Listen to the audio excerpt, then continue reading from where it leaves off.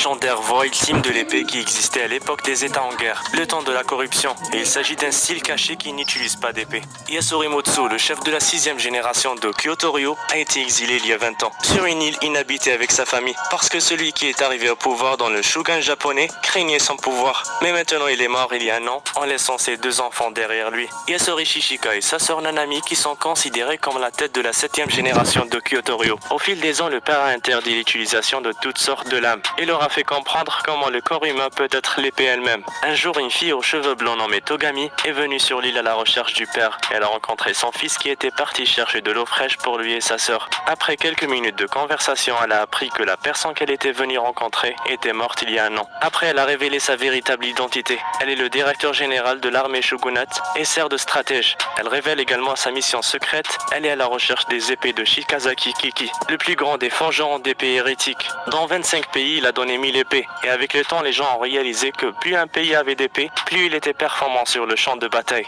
Parmi ces 1000 épées, il y en a 12 qui sont incroyablement uniques. Leur caractère maléfique est bien plus grand que ce qu'ils ont entendu auparavant. Maintenant, le gouvernement lui ordonne de collecter ces épées. Et elle a besoin de leur aide, puisqu'ils ont déjà demandé l'aide des ninjas ou d'autres forgerons d'épées, mais ils les ont tous trahis pour l'argent ou l'honneur. Elle demande maintenant l'aide à Shishika, un forgeron d'épée qui ne travaille pas pour l'argent et qui manie pas d'épée. Et surtout, elle dit qu'on peut faire confiance aux gens qui travaillent par amour. Et elle lui demande bizarrement de tomber amoureux d'elle. Soudain, Nanami pousse rapidement Togami et son frère afin de les protéger d'une attaque de ninja. Shishika se précipite par instinct et poursuit ceux qui les ont attaqués. Il est maintenant clair que Togami a été suivi sur l'île. Shishika rencontre Kohori, un ninja qui manie l'une des 12 épées et qui la sort de sa bouche. Puis il commence à se battre. Shishika révèle que le Kyoto-ryo est une technique qui casse l'épée de l'adversaire en deux. Et c'est ce qu'il veut faire, mais Togami sort pour lui rappeler la valeur de cette épée. Il ne peut pas la casser. Après cela, Komori réussit à s'enfuir et à prendre Togami en otage. Puis il montre son talent en changeant son apparence et en la faisant ressembler exactement à celle de la jeune fille.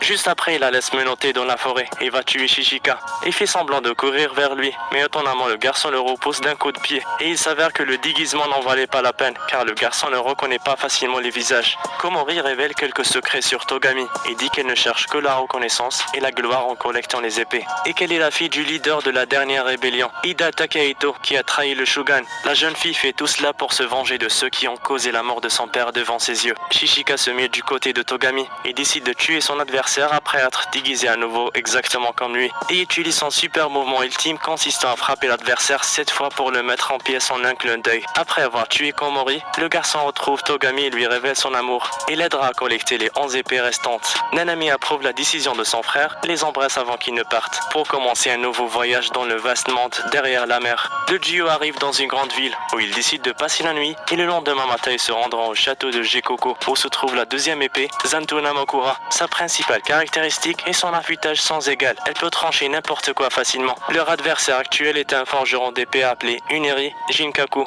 Avant d'arriver au château, ils trouvent le corps d'un leader mort jeté à l'extérieur. Et il est évident que les 12 leaders sont en compétition pour collecter les 12 épées. Après avoir vu cela, ils apprennent à être plus prudents avec Uneri Jinkaku. Alors qu'ils entrent dans le château, ils trouvent le leader assis seul dans une pièce sombre avec l'épée Zanto Namakura. La fille se présente et tente de négocier avec l'homme afin de faire un échange équitable et d'obtenir l'épée. Uneri lui demande de s'approcher un peu plus et Shishika remarque qu'elle est en danger et que l'homme est prêt à la tuer. Alors il saute pour la sauver. Le seigneur du château regarde, choqué, comment quelqu'un a pu facilement esquiver sa grande épée qui atteint la vitesse de la lumière. Il révèle alors qu'il ne donnera jamais cette épée et défie le garçon de s'approcher et de l'obtenir. Le garçon amène Togami dehors pour avoir un conseil et préparer son attaque. Dehors, Shishika explique qu'au moment où Togami a franchi la limite de la pièce, Uneri l'a attaqué. Ils attendent donc dehors pour voir s'il va les poursuivre ou non. Et comme Uneri ne les a pas suivis, cela signifie qu'elles sont en sécurité tant qu'elles n'entrent pas dans la pièce sombre. Après un moment, ils reviennent et Shishika attaque en premier. Mais il ne parvient pas à blesser son adversaire car il n'est pas habitué au combat.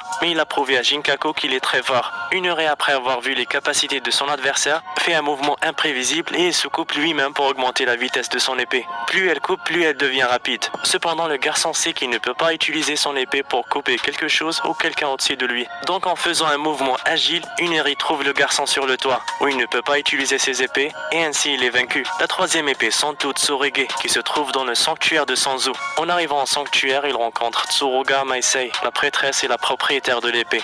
Togami tente de négocier avec Meisei afin d'obtenir l'épée, et elle suggère de faire un accord. Après avoir obtenu l'épée, son gouvernement prendra soin de tous les problèmes dans le sanctuaire. Après avoir obtenu plus de détails sur Shishika, la prêtresse dit qu'elle est prête à remettre l'épée, mais qu'ils doivent se mettre d'accord sur certaines conditions. À la fin de la journée, Togami sort pour informer Shishika de ce que la prêtresse a dit. Meisei dit que Togami doit trouver la première des 1000 lames sans l'aide de Shishika. Ensuite, le garçon doit également vaincre la prêtresse pour obtenir l'épée qu'il cherche. Le lendemain matin, Togami sort pour enquêter sur les épées et trouver celle que Meisei lui a demandé de trouver. Le soir, la prêtresse et Shishika discutent et se connaissent mieux en buvant un verre. Et là, la femme révèle qu'elle utilise l'épée pour des raisons médicales et qu'elle en a besoin pour sauver la vie des gens. C'est pourquoi elle fera de son mieux pour vaincre Shishika. Elle lui demande également s'il a déjà tué quelqu'un.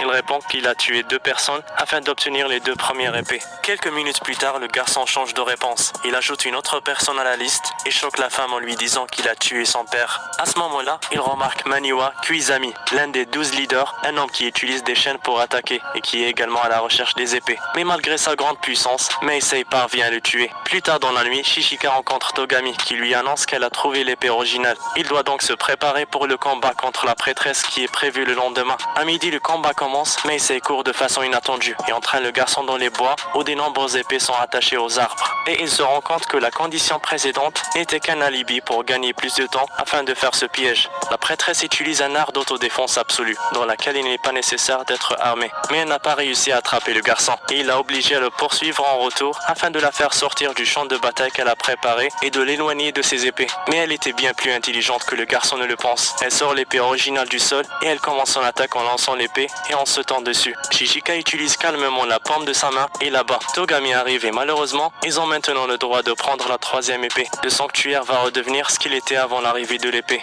Le duo reçoit une lettre de défi de la part de Hakuei Sabi qui les invite à un duel pour les épées Shikazaki. Sabi est un homme cruel qui semble perdre toute son humanité après avoir passé trop de temps à manier l'épée. Alors que le duo est en route vers le lieu désigné, Nanami est seul sur cette île isolée et 3 des collecteurs d'épées sont là pour la prendre en otage. L'un d'entre eux s'appelle Kamakiri. Il part seul à la découverte de l'île et y trouve Nanami. Après avoir sous-estimé sa puissance, il saute pour la tuer, mais il ouvre les yeux après un moment pour se retrouver attaché contre un arbre. Nanami est trop puissante et elle n'a aucune pitié. La fille essaye de lui faire dire n'importe quelle information sur la raison qui l'a amené là, mais il refuse, alors elle le tue et le fait bien en l'enterrant à côté de son ami qui a été tué le premier jour par son frère. Après un certain moment, Chouchou, l'un des 2 autres, décide d'y aller aussi et la rencontre au milieu des bois, mais il se fait aussi tuer après avoir essayé de la tuer. Mitsubashi, le dernier, il a regardé attentivement le combat passer. L'impossibilité de s'en sortir vivant était claire, mais soudain la fille se met à tousser. L'homme profite de sa maladie et attaque, mais cela ne fonctionne pas aussi bien.